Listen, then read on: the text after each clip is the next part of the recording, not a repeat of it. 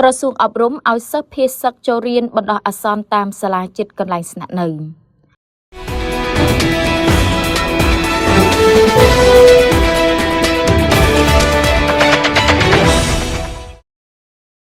ក្រសួងអប់រំយុវជននិងកីឡាបានអនុញ្ញាតឲ្យសិស្សភេរសិស្សទាំងអស់អាចចុះឈ្មោះចូលរៀនជាបណ្ដោះអាសន្នតាមសាលារៀនដែលនៅជិតកន្លែងស្នាក់ឬតំបន់ភេរសិស្សតាមការស្ម័គ្រចិត្តដើម្បីសម្រួលនិងធានាដំណើរការសិក្សារបស់សិស្សអំឡុងពេលភាគីថៃកំពុងបន្តឈ្លានពានកម្ពុជាក្រសួងអប់រំបានណែនាំឲ្យគណៈគ្រប់គ្រងសាលារៀនសាធារណៈទាំងអស់ត្រូវចាត់ចែងនិងរៀបចំក្រុមការងារជួយគាំទ្រ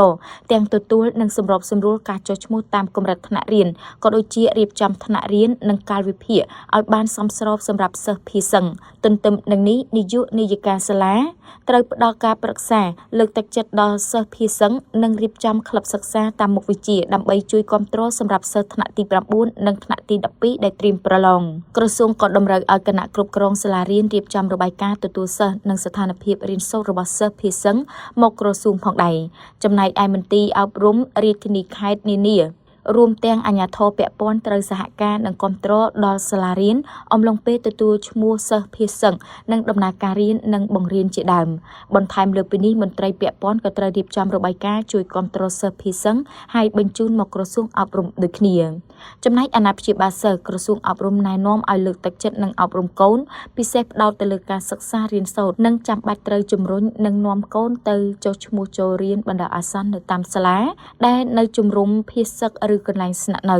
សូមបញ្ជាក់ថាគិតត្រឹមព្រឹកថ្ងៃទី11ខែធ្នូសាលារៀនបន្តបិទទ្វារកើនដល់909កន្លែងក្នុងក្រុងស្រុកចំនួន20ក្នុងភូមិសាស្ត្រខេត្តជាប់ព្រំដែនកម្ពុជាថៃចំនួន6មានខេត្តឧត្តរមានជ័យបន្ទាយមានជ័យព្រះវិហារពោធិ៍សាត់បាត់ដំបងនិងកោះកុងការផ្អាកដំណើរការសាលាជាង900កន្លែងបានធ្វើឲ្យប៉ះពាល់ដល់សិស្សានុសិស្សប្រមាណ216,107 នាក់និងគ្រូបង្រៀនប្រមាណ